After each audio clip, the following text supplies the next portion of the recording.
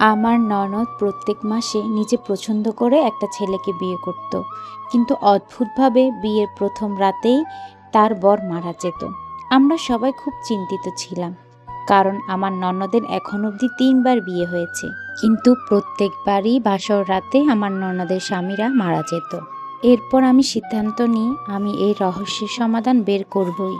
তাই আমি পরের বার আমার ভাইয়ের সাথে আমার ননদের বিয়ে দিই, আর বিয়ের প্রথম রাতে আমার ভাইয়ের জায়গায় আমি গিয়ে ফুলশয্যার ঘরে বসি। তারপর আমার ননদ যা করে সেটা দেখে আমার আফসোসের শেষ থাকে না, কারণ সে তো আমার নাম ফাতিহা। আমি 3 ভাইয়ের একমাত্র বোন ছিলাম। 2জন ভাই আমার থেকে বড় ছিল, আর একজন ছোট ছিল। আমার ছোট ভাইয়ের সাথে আমার খুব বন্ধুত্ব ছিল, কারণ সে আমার থেকে মাত্র 1 বছরের ছোট ছিল। আমার 2 বড় ভাইয়ের বিয়ে হয়ে যাওয়ার পর আমার মা বাবা আমায় বিয়ে নিয়ে ব্যস্ত হয়ে যায়। আমার বিয়ের কথা শুনে আমার ছোট ভাই ইয়াসিনের খুব মন খারাপ হয়ে যায়, কারণ সে চায় না আমি এই বাড়ি থেকে চলে যাই। কিন্তু সমাজের এটাই নিয়ম যে মেয়েদেরকে বিয়ে করে অন্য বাড়িতে চলে যেতে হবে। আমার একটা ভালো ঘরে বিয়ে হয়। আমার শ্বশুরবাড়িতে আমার এক অবিবাহিতা ননদ ছিল। বাকি সব ভাই বোনদের বিয়ে হয়ে গিয়েছিল। আমার শ্বশুরবাড়ির লোকেরা চাইছিল যে আমার বিয়ে হওয়ার আগে আমার ননদের বিয়ে দিতে। আমার ছোট ভাই ইয়াসিন তখন বিদেশে যাওয়ার জন্য তৈরি হচ্ছিল। ওরা চেয়েছিল যে আমার ননদের বিয়ে আমার ভাইয়ের সাথে দিতে। এই নিয়ে ওরা আমার বাড়ির লোকদের সাথেও কথা বলেছিল। দুজনের মধ্যে বয়সের তফাৎ ছিল 3 বছর, কিন্তু আমার ভাই তখন বিয়ের জন্য তৈরি ছিল না। আমার ভয় হচ্ছিল যে এই কারণে আমার বিয়েটা না ভেঙে যায়, কিন্তু আমার শ্বশুরবাড়ির লোকেরা কিছু করে না, আর আমার বিয়ে ভেঙে যায় না। ওরা আমার ননদের বিয়ে অন্য একটা জায়গায় ঠিক করে। আমি শুনেছিলাম যে আমার ননদের পছন্দ করা ছেলের সাথে তার বিয়ে দেওয়া হবে। আমাদেরকেও ওরা তার বিয়েতে নিমন্ত্রণ করেছিল, কিন্তু আমার শরীরটা খারাপ ছিল, তাই আমি যেতে পারিনি। আমার মা বাবা সেখানে গিয়েছিল। তার বিয়ে এই শহরে হচ্ছিল, তাই মা বাবা রাতে বাড়ি ফিরে আসে। পরের দিন সকালে আমরা খবর পাই যে বিয়ের প্রথম রাতে আমার ননদের স্বামী মারা গেছে। এটা শুনে আমরা হতবাক হয়ে যাই। আমরা সবাই সেখানে যাই। বিয়ে প্রথম রাতে তার স্বামীকে হারানোটা সব মেয়ের পক্ষে কত বড় ধাক্কা আমি বুঝতে পারছিলাম। আমার ননদের মনের মধ্যে কি চলছে। তারপর সেই ছেলেটা আবার তারই পছন্দ করা ছেলে ছিল। আমি প্রায় ওই বাড়িতে আমার ননদের সাথে দেখা করতে যেতাম। মনে হতো তার সাথে গল্প করলে তার মনটা ভালো হবে, কিন্তু আমি অর্ধেক দিন সেখানে গিয়ে আমার ননদকে দেখতে পেতাম না। আমার শাশুড়ি মা বলতেন যে ও তার বন্ধুর বাড়ি গেছে, আবার মাঝে মাঝে বলতেন যে সে ঘুমাচ্ছে।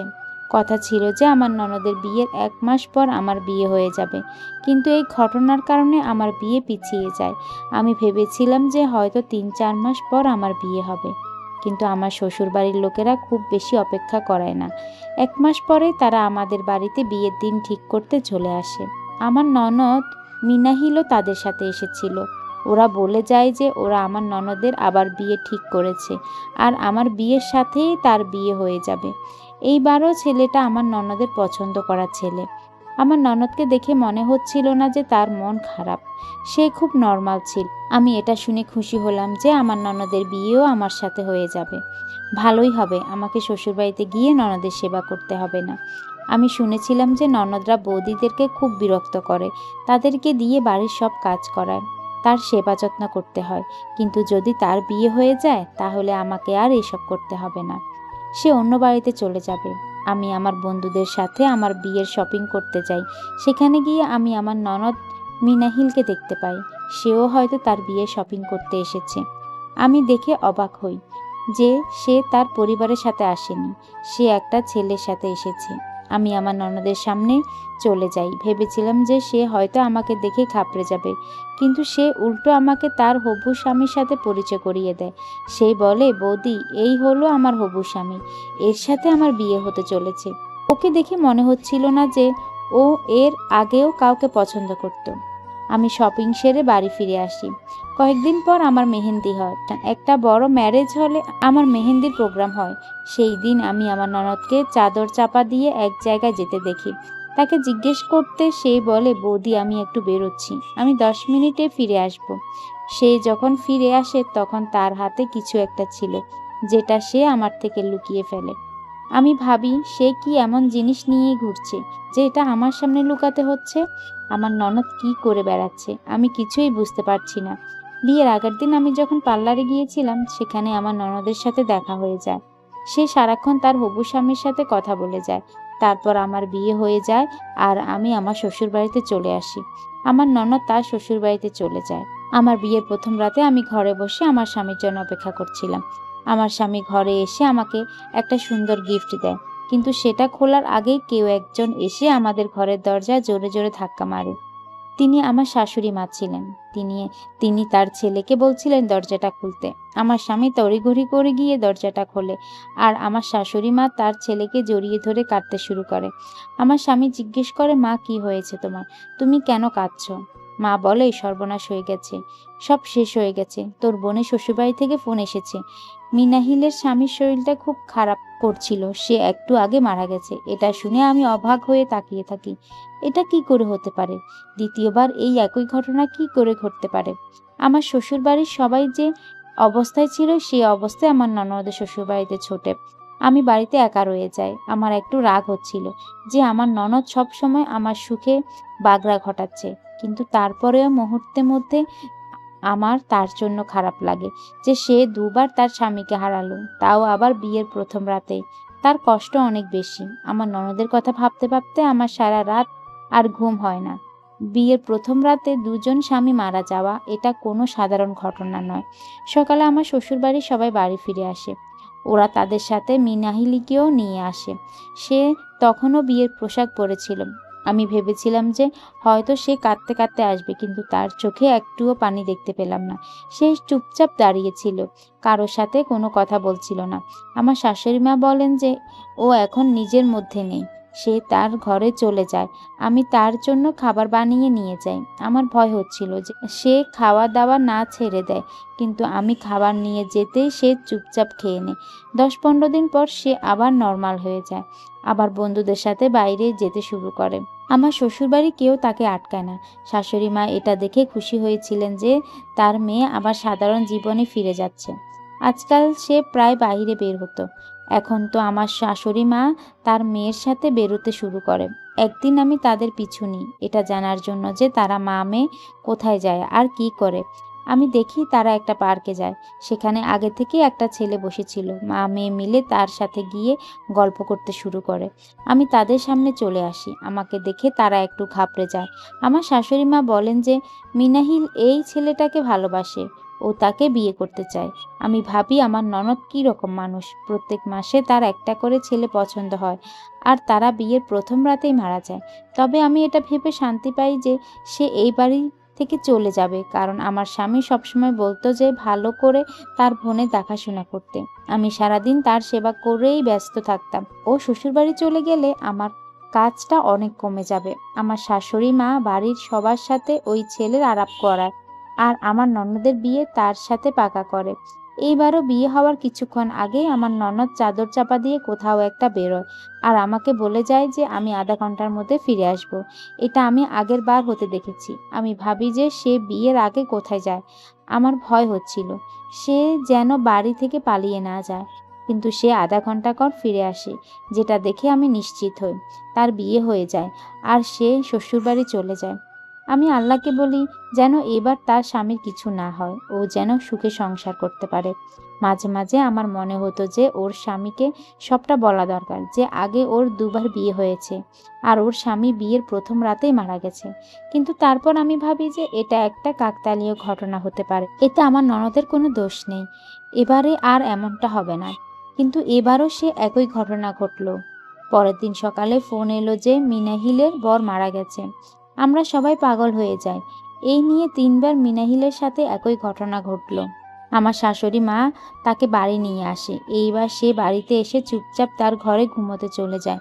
আমি ভাবি যে আমি আর তাকে সান্ত্বনা দিতে যাব না, ওর ওসবের প্রয়োজন নেই। কারণ আমার মনে হচ্ছিল যে ওর স্বামী মৃত্যু নিয়ে ওর কিছু যায় আসে না, ও এবারেও নর্মাল ছিল।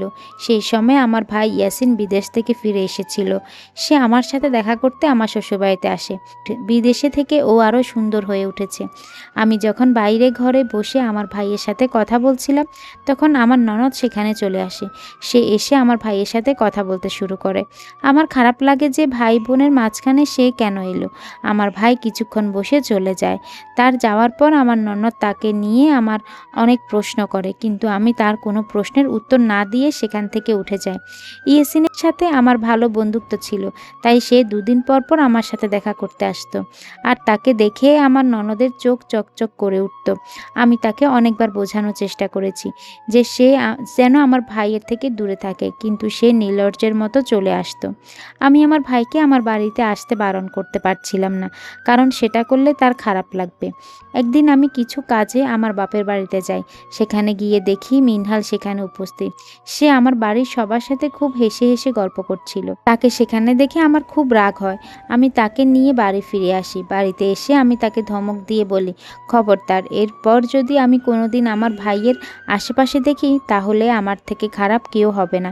এটা শুনে আমার ননদ হাসতে হাসতে বলে, তোমার ভাইকে আমার খুব পছন্দ হয়েছে, তুমি প্লিজ তার সাথে আমার বিয়ে দিয়ে দাও। এটা শুনে আমার রাগ আরও বেড়ে যায়। এর আগেও 3বার বিয়ে হয়েছে, আর 3জন স্বামীর প্রাণ কেড়ে নিয়েছে, আর এখন সে আমার ভাইয়ের পেছনে পড়েছে। আমি সরাসরি তাকে না বলে দিই, আমার ভাই তোমার মতন মেয়েকে কোনোদিন বিয়ে করবে না। সেটা শুনে সে চেঁচাতে শুরু করে। বাড়ির সবাইকে ডেকে বলে যে আমি তার সাথে খারাপ ব্যবহার করছি। আমার স্বামী তার বোনকে খুব ভালোবাসতো, তাই বোনের কথা রাখতে আমার স্বামী আমাকে বলে আমি যদি তার বিয়ে আমার ভাইয়ের সাথে না দেই তাহলে সে আমাকে ডিভোর্স দিয়ে দিবে। আমিও পরিষ্কার বলে দিই যে আমি আমার ভাইয়ের জীবন নষ্ট হতে দেব না। এই বলে আমি বাপের বাড়ি চলে আসি। আমার মা বাবা যখন সবটা জানতে পারে তখন তারা আমার জন্য আর আমার গর্ভের সন্তানের জন্যই এই বিয়েতে রাজি হয়ে যায়। ইয়াসিনও আমার খাতিরে রাজি হয়, কিন্তু এটা আমার ভাইয়ের জীবনের প্রশ্ন। আমার তার জীবন নিয়ে খুব চিন্তা হয়। সেও আগের 3জনের মতন বিয়ের প্রথম রাতে প্রাণ হারাবে না তো? আমার মনে হয় এটা আটকানোর একটাই উপায় আছে। আমি যদি এই রহস্যের সমাধান করতে পারি তাহলে আমি এটা আটকাতে পারবো। আমাকে জানতে হবে যে মিনাহিলের বরেরা কেন বিয়ের প্রথম রাতে মারা যায়। আমি আমার ভাইয়ের সাথে কথা বলি আর তাকে আমি বারণ করি বিয়ের আগে মিনাহিলের সাথে দেখা করতে। সে যেন তার সাথে কথাও না বলে। বিয়ের কিছুক্ষণ আগে আমার ননদ চাদর চাপা দিয়ে কোথাও একটা বেরোয়। আমাকে বলে যে বৌদি, আমি কিছুক্ষণের মধ্যে ফিরে আসছি। ও বিয়ের আগে কোথায় যায় এটা জানতে আমার খুব ইচ্ছে করে, তাই আমি আমার ভাইকে বলি যে ওর পিছু নিতে আর দেখতে যে সে কোথায় যাচ্ছে। আধা ঘন্টা পর আমার ননদ ফিরে আসে। তারপর তার সাথে আমার ভাই ইয়াসিনের বিয়ে হয়ে যায়। আমিও আমার ননদের সাথে আমার বাড়িতে চলে আসি, কারণ আমি জানতে চাই যে বিয়ের প্রথম রাতে কি হতে চলেছে। আমি একটা প্ল্যান করি। আমি আমার ভাইয়ের থেকে তার শেরওয়ানিটা নিয়ে নিজে পরে বর সেজে আমার ভাইয়ের ঘরে চলে যায়। মিনাহিল সেই ঘরে বউ সেজে বসেছিল। আমাকে আসতে দেখে সে বিছানা থেকে উঠে একটা দুধের গ্লাস এনে আমার হাতে দেয়। আমার মুখটা ফুল দিয়ে ঢাকা ছিল। আমি ফুলের আড়াল থেকে সে দুধটা খেয়ে নিই। মিনাহিল অনেকক্ষণ আমার দিকে তাকিয়ে থাকে। আমি বুঝতে পারি না যে ও কিসের জন্য অপেক্ষা করছে। আমি গিয়ে বিছানায় শুয়ে পড়ি। কিছুক্ষণ পর মিনাহিল তার দাদাকে ফোন করে কাঁদতে কাঁদতে বলে, আমার স্বামী মরে গেছে। আমার বৌদি প্রতিশোধ নেওয়ার জন্য তাকে মেরে ফেলেছে। তুমি আমাকে এখান থেকে নিয়ে যাও। ওর নাটক দেখে আমি অবাক হয়ে যাই যে ও কি সুন্দর নাটক করতে পারে। ও বিয়ের আগে চাদর চাপা দিয়ে একটা মেডিকেল সেন্টারে যেত। সেখান থেকে ও বিষ কিনে নিয়ে আসতো আর দুধের সাথে মিশিয়ে সেই বিষটা তার স্বামীকে খাইয়ে দিত, যেই কারণে তারা মরে যেত। আমি এইসব আগে থেকে জানতে পেরে গিয়েছিলাম, তাই আমি বিষের শিশিটার জায়গায় অন্য একটা জলের শিশি রেখে দিয়েছিলাম।